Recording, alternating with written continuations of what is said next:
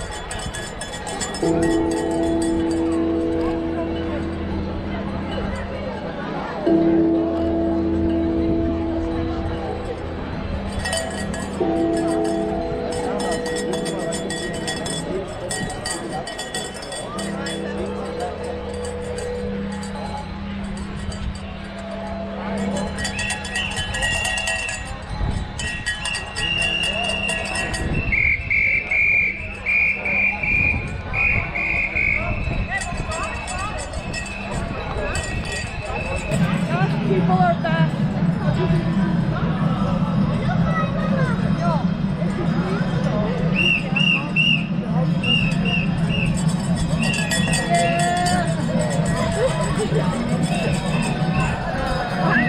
Mama terminal.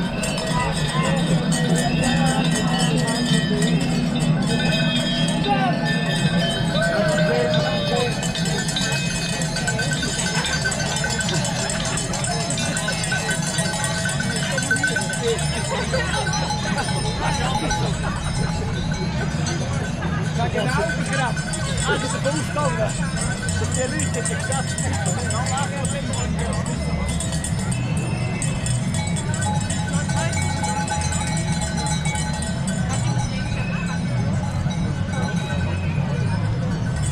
Schöne Maske. Essen wir mal. Also ob die so sicher ist. So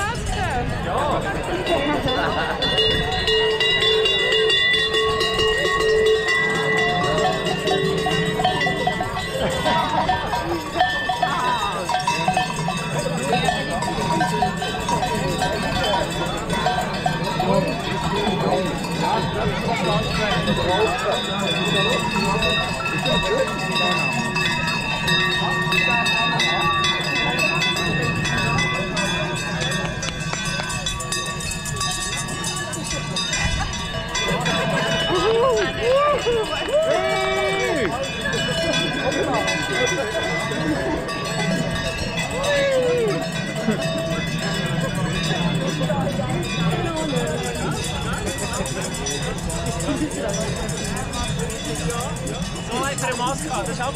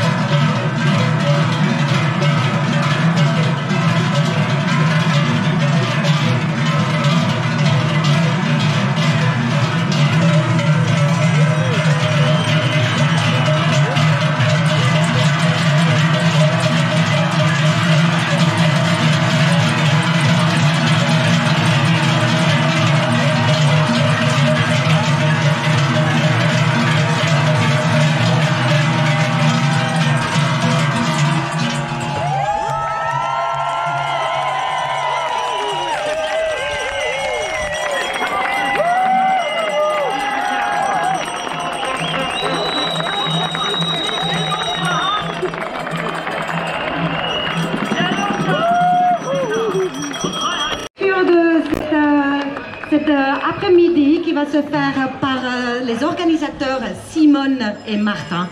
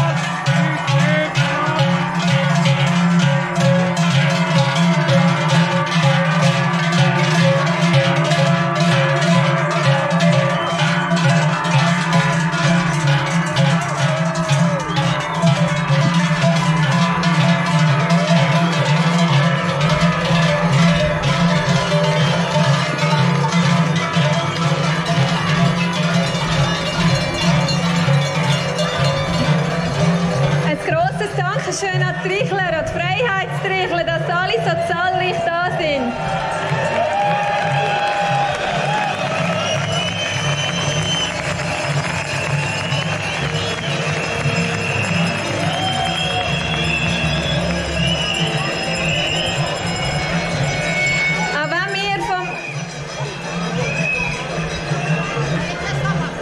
Auch wenn wir vom Verein Stiller Protest sind, wir sind hier, wir sind laut, weil man uns die Rechte klaut.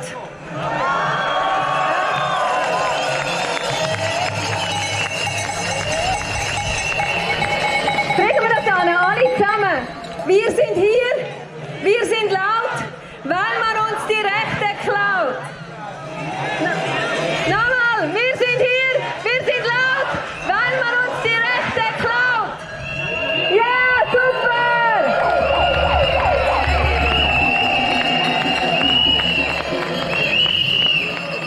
Also, ich will mich nicht lange mit aufhalten damit. Ihr wartet sicher auf all die Redner. Ich kann nur schnell sagen, danke euch allen vielmals, dass ihr da sind. Es ist wahnsinnig, wie viele Leute da sind. Ich sehe nur noch Menschen.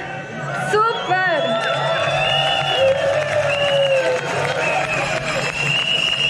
Bis bitte. Also, jetzt noch der Hinweis an alle. Ungern, aber wir müssen machen. Maskenpflicht, es ist eine Auflage. Ausnahmen gemäß Covid-Verordnung sind erlaubt. Ein herzliches Dankeschön an die Behörden, an die Stadt Neuenburg, an die Polizei und alle zusammen, die da mitgewirkt haben.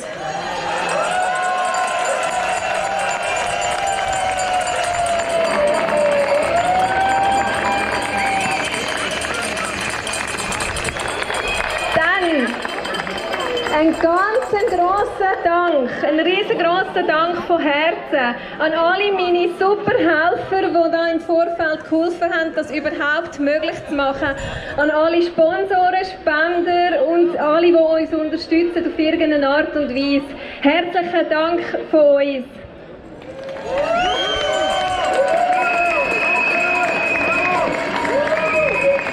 Begrüßen Sie mit uns Josef Ender und Werner Boxler.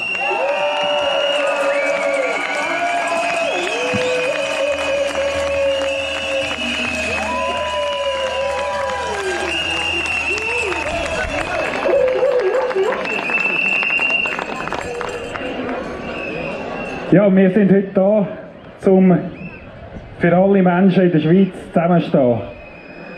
Zusammenstehen für gleiche Rechte, zusammenstehen für echte Solidarität und zusammenstehen für unsere Freiheit.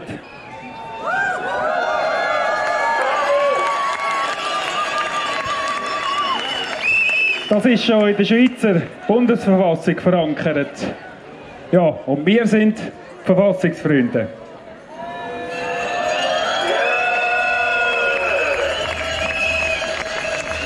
Nous sommes le peuple souverain.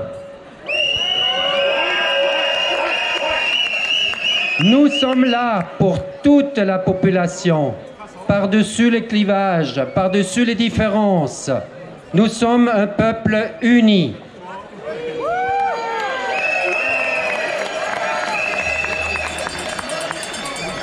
Et nous œuvrons pour la liberté, pour les droits, les mêmes droits pour tout le monde et pour la solidarité. Et comme c'est dit dans la Constitution fédérale, nous sommes les amis de la Constitution.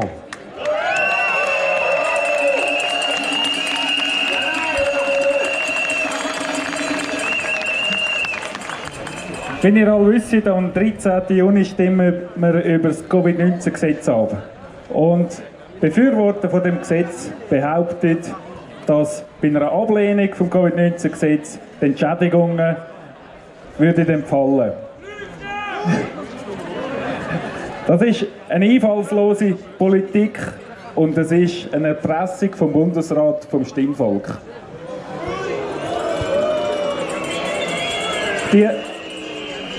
Die Entschädigungen die laufen in jedem Fall, egal ob bei einem Ja oder bei einem Nein, bis zum 25. September weiter. Und für die Zeit nachher hat bereits der Nationalrat Pirmin Schwander eine Motion eingereicht, die fordert, dass sämtliche Artikel von dem Gesetz, die für die Finanzhilfe sind, in ein separates Finanzhilfegesetz überführt werden. Und wenn sich ja alle einig sind, dass die Entschädigungen braucht, wird das auch kein Problem sein, dass das im Parlament durchgewinkt wird.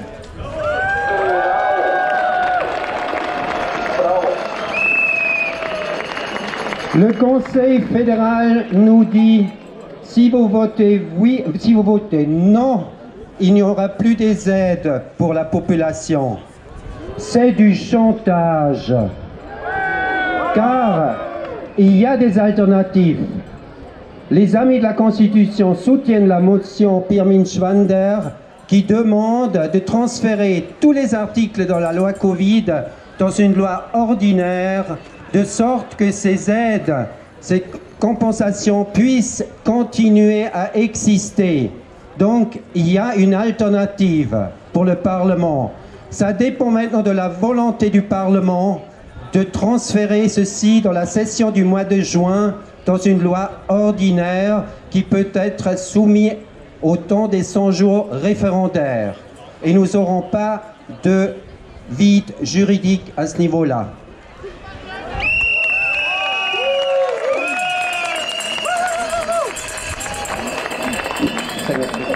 Und der Schweizer will sowieso keine Entschädigungen. Der Schweizer will arbeiten.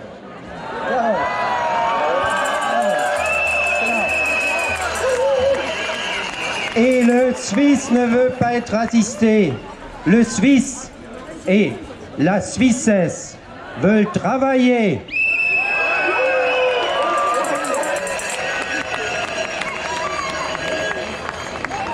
Alle von euch haben wahrscheinlich inzwischen das Abstimmungsbüchlein bekommen.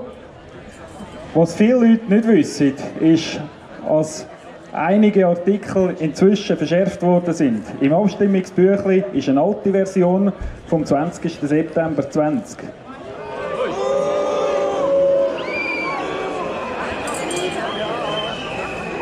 Vous avez entre-temps reçu le livret de votation.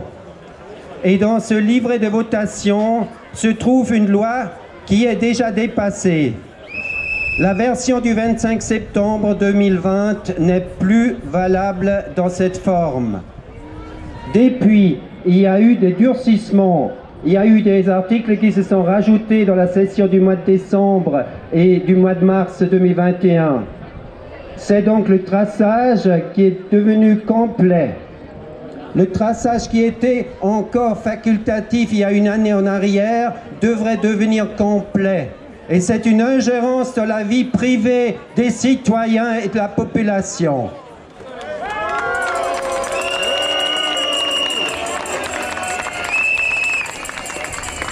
Et de surplus, au mois de mars, s'était rajouté le certificat sanitaire. Un certificat sanitaire qui crée une population à deux niveaux, les vaccinés et les non-vaccinés.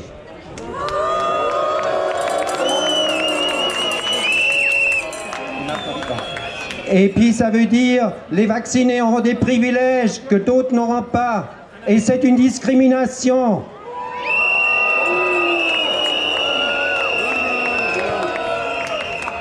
Ja, in der neuen Version von dem Gesetz ist zum Beispiel dazugekommen ein umfassendes Kontakttracing.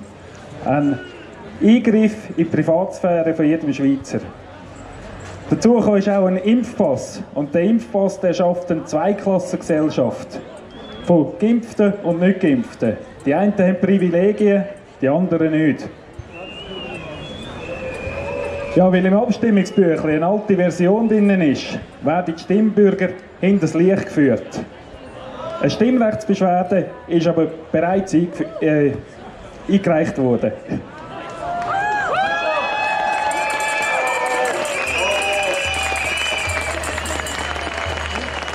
Puisque les citoyennes et les citoyens de notre pays ne sont pas informés de la version actuelle, nous ne sommes pas informés.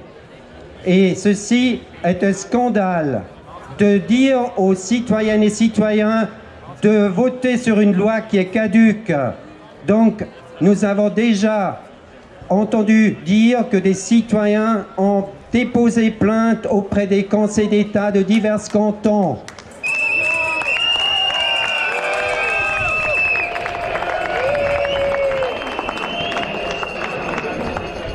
Nous avons écrit une lettre au président de la Confédération, Guy Parmelin. Dans cette lettre, nous demandons une information complète et rapide de la population, car déjà aujourd'hui, on peut renvoyer le bulletin de vote.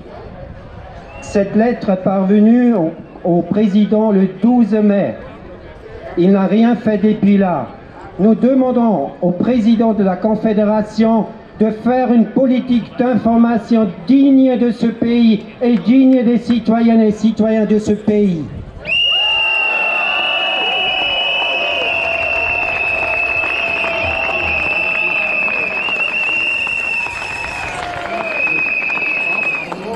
Wir haben am Bundespräsident am 12. Mai einen Brief geschickt, wo wir ihn einladen, den Guy Parmelin, dass eine umfassende Informationspolitik macht.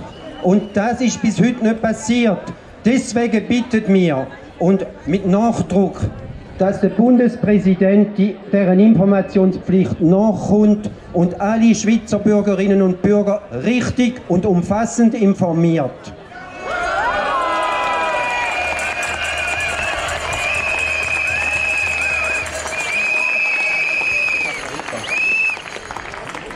De surplus, nous avons envoyé des lettres à l'ensemble des conseillers fédéraux, leur demandant d'envoyer la motion Pirmin-Schwander dans les conseils afin que les conseils puissent décider au mois de juin. C'est la motion dont on a parlé avant. Nous invitons et nous demandons à l'ensemble des conseillers fédéraux de faire leur travail pour avoir des alternatives à cette politique qui n'est pas sans alternative. Ils doivent faire leur travail.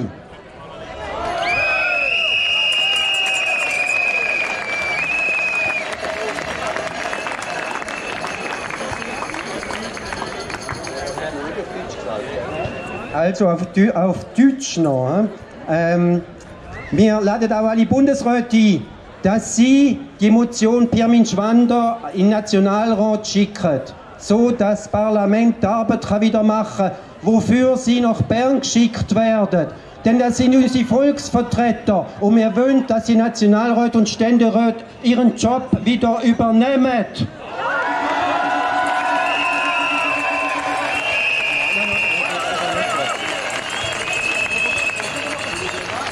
Alors il y a aussi une invitation qui est partie à Alain Berset de venir à Lausanne la semaine prochaine pour faire partie d'un grand débat.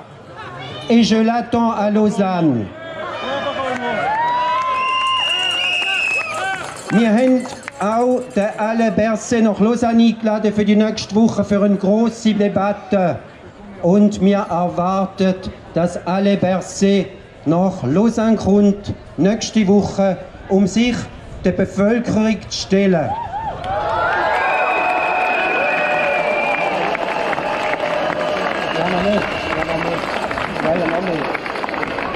Et puis il y a un changement de paradigme dans notre pays.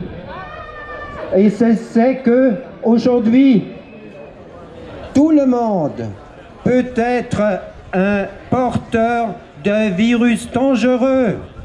C'est un changement de paradigme. Avant, on soignait les malades. Aujourd'hui, il faut soigner les gens en bonne santé.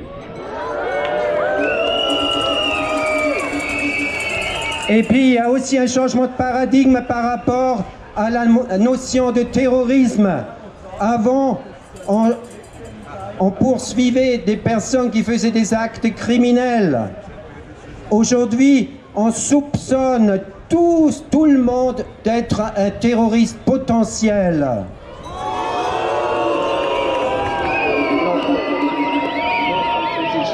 Il y a donc ein Paradigmenwechsel. Heute, also bis anhin hat man die gepflegt, die krank sind. Heute geht man davon aus, dass jeder ein potenzieller Träger ist von einem gefährlichen Virus.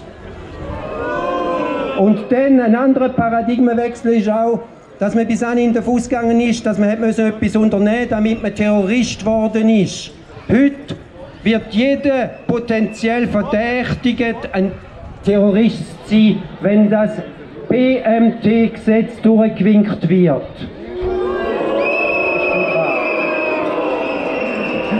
Ja, wenn der Werner in Fahrt kommt, kann man den Skier nicht mehr bremsen. Ja, die Panikmache von der Regierung, die führt zu einer schrecklichen Spaltung. Das erleben wir jetzt alles. Aber wir wollen die Gräben zuschütten. Wir wollen sein ein einig Volk von Brüdern und Schwestern.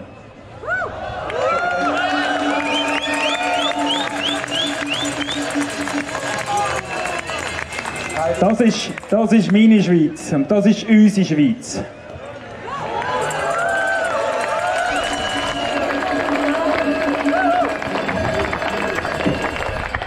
Nous nous engageons pour une Suisse unie et unifiée au-delà des divergences. Nous voulons rassurer la population. Nous avons des solutions, nous avons des alternatives et nous allons continuer à les proclamer et à les partager avec ceux qui prennent les décisions. Nous souhaitons être entendus, nous voulons être entendus. Nous œuvrons pour la liberté de la Suisse et des Suissesses.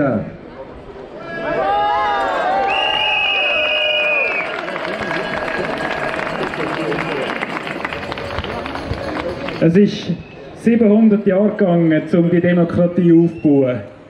Es hat 1 Jahr gebraucht, um die Demokratie zu zerstören. Und es braucht nur eine Abstimmung, um sie wiederherzustellen. Darum Nein zum Covid-19-Gesetz.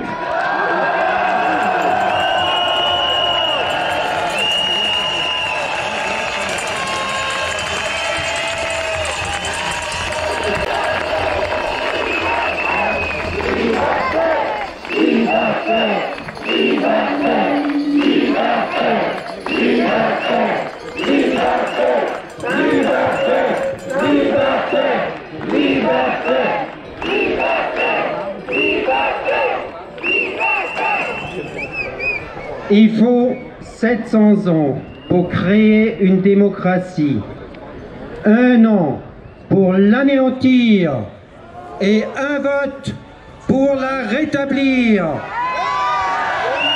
Liberté.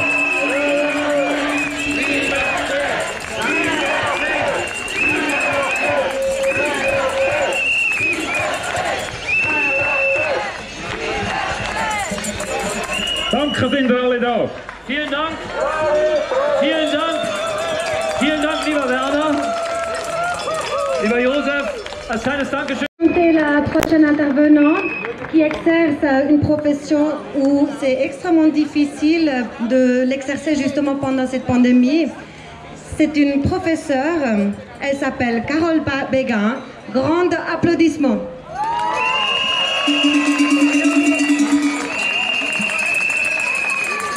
Chers amis, bonjour. Je représente le collectif citoyen neuchâtelois. Nous sommes depuis octobre de l'année passée actifs. Voilà, joignez-vous à nous si nos idées vous interpellent. La situation que nous traversons, malgré les souffrances qu'elle entraîne, a quand même du bon. Elle montre les dérives d'un système en lequel beaucoup de gens ont placé leur confiance pendant trop longtemps. C'est-à-dire le système basé sur l'exercice du pouvoir par une élite. Cela fait donc des millénaires que les peuples sont soumis à des pouvoirs. Des Covid-19, il y en a eu sous diverses formes tout au long de l'histoire. Nous souffrons tous de cet état de choses, car l'être humain a été créé pour être libre et pour aimer.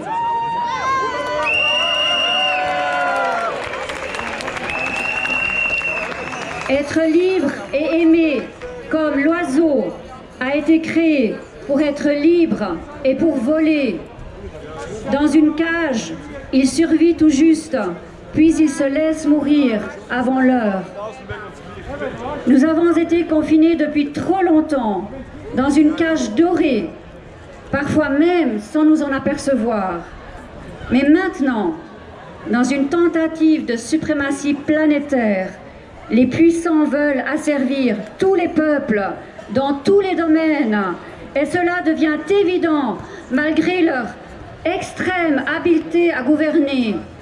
Ils nous font croire que toutes les décisions prises le sont pour notre bien. Non, ce n'est pas vrai.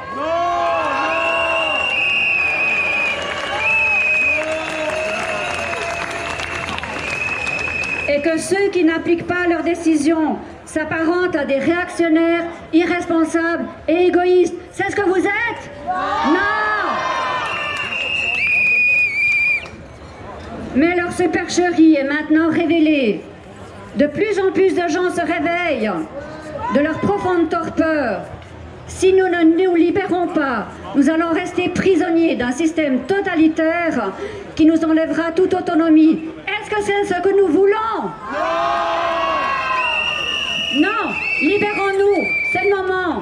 C'est le moment de dire non à toute cette folie. Et nous sommes ici réunis pour, tous ensemble, voilà, dire non à ces gouvernements corrompus.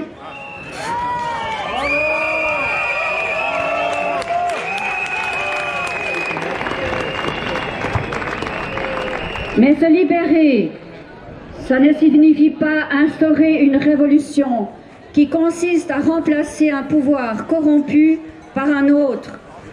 Cette crise nous donne la formidable opportunité de remettre en question nos conditionnements, nos peurs, pour aller vers ce quoi nous avons été créés. L'amour pour tous, l'amour pour les autres.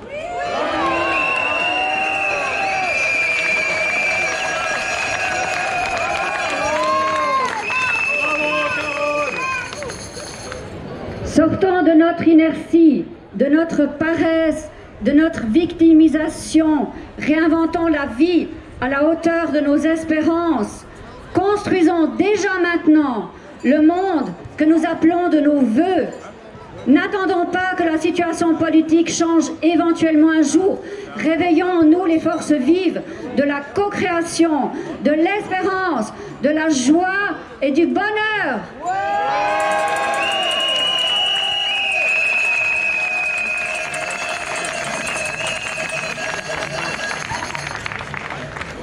Cela passe parfois par la désobéissance, car les puissants ne peuvent rien si le peuple n'obéit pas à leurs directives.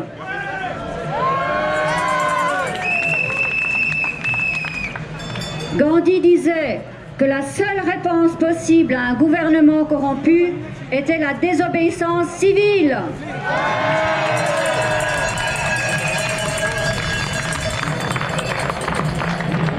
L'avènement d'un monde meilleur passe aussi par une phase d'introspection, de lucidité, de compréhension de notre nature qui révélera les côtés sombres de notre personnalité qui a aussi contribué à créer cette société comme le conformisme, la paresse, la médiocrité, la crédulité. Nous avons été beaucoup trop naïfs. Réveillons-nous!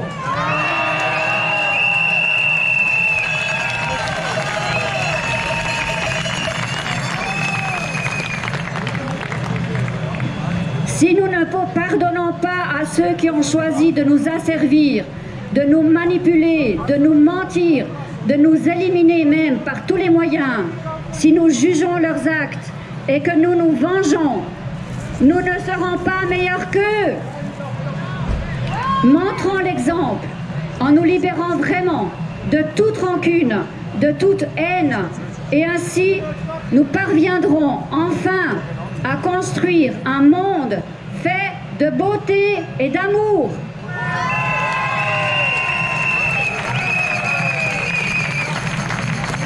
Tout changement réel et profond commence par soi, au fond de son cœur.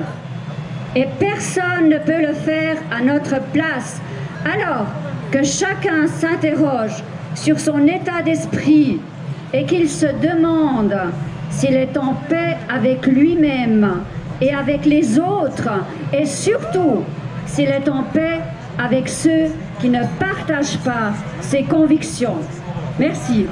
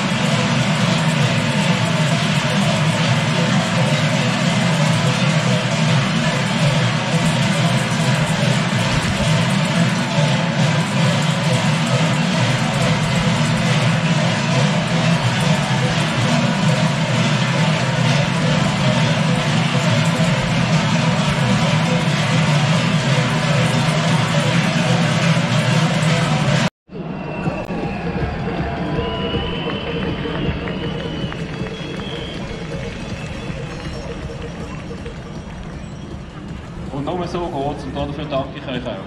Jetzt bin ich noch beauftragt worden von den Freunden von der Verfassung. Wir haben da einen Stand. Holt bitte alles Material, das ihr mitnehmen könnt, nehmt es mit. Wir wollen nichts mit heimnehmen. Und ganz wichtig, ich möchte mich auch noch, es sind so viele Leute jetzt zu mir gekommen und haben sich bedankt bei mir für das, was ich gemacht habe. Und das ist mega schön, es ist wirklich mega bewegend. Ich möchte aber das gerade wieder zurückgeben, weil wenn ihr nicht wäret Unterschriften sammeln, in der Kälte, gegen den Hass der Leute, die euch entgegengekommen ist, in der schwierigsten Zeit, die es je gegeben hat zum Unterschriften sammeln, sind ihr angestanden und haben sie gesammelt und darum lässt man mir zu, nur wegen dem.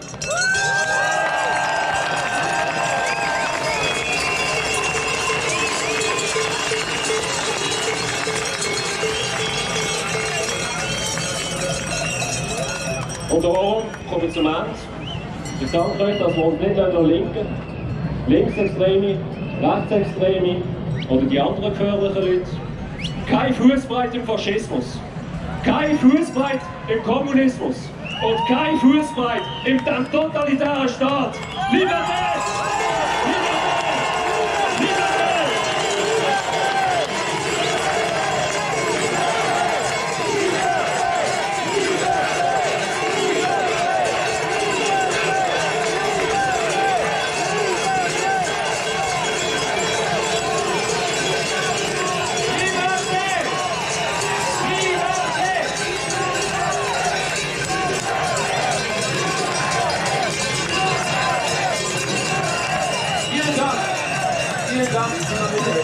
Auch für dich als Zeichen des...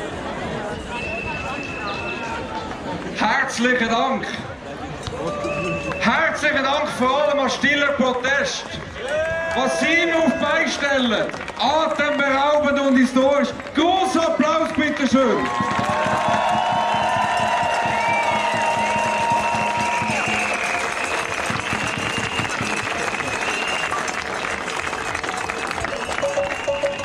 Das Maß ist voll, meine Damen und Herren. Wir haben eine Jugendbewegung auf die Beine gestellt, die innerhalb von nicht mal 3 Monaten gewachsen ist und stark geworden ist. Stärker, allein auf Social Media, als alle Jungparteien in diesem Land.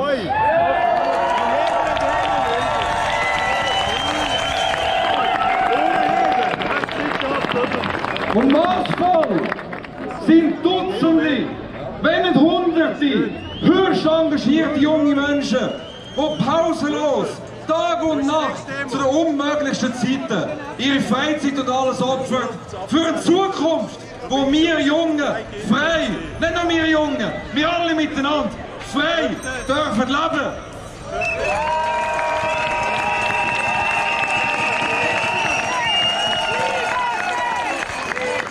Die Politik vom Bundesrat, die macht die Schweiz, wie wir lieben und können und dürfen aufwachsen, für das wir bekannt sind weltweit. Ein Land von direkter Demokratie, von Föderalismus, Subsidiarität, unser Rechtsstaat und unsere Freiheit. Das macht der Bundesrat kaputt und wir akzeptieren das nicht mehr.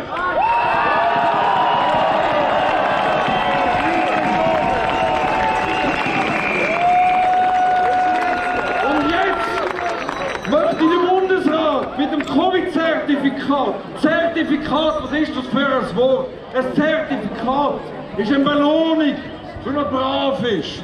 Aber meine Damen und Herren, Grundrechte, das sind keine Privilegien. Grundrechte, die man bekommt für Unterwürfigkeit, das ist keine Freiheit, das ist Sklaverei.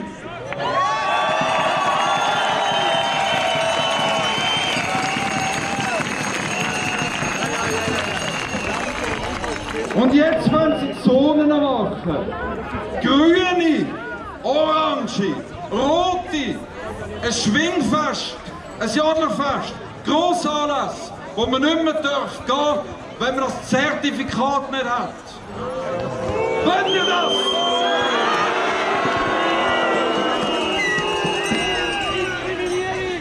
Dann machen wir vom Maßvoll violette Zone, in der man frei leben kann.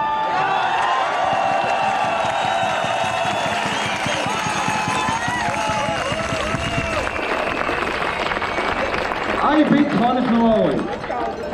Ob wir gewinnen am 13. Juni, das wissen wir nicht. Aber der Kampf für unser Grundrecht, für unsere Verfassung, der ist im Sommer noch nicht vorbei. Darum, wir brauchen den langen Schnuff. Aber ich bin überzeugt, mit der Hilfe von jedem Einzelnen von euch. Wir holen uns die Schweiz zurück, wie wir sie lieben. Wir alle miteinander mobilisieren wir alles. Vielen Dank.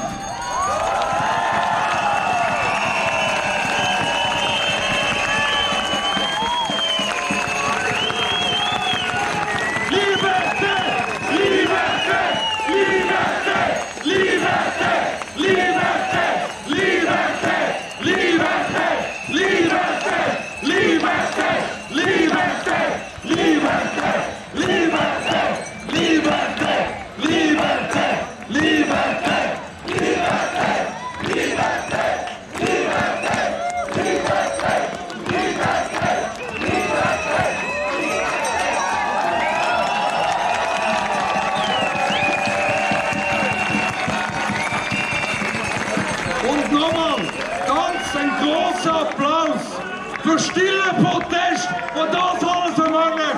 Herzlichen Dank.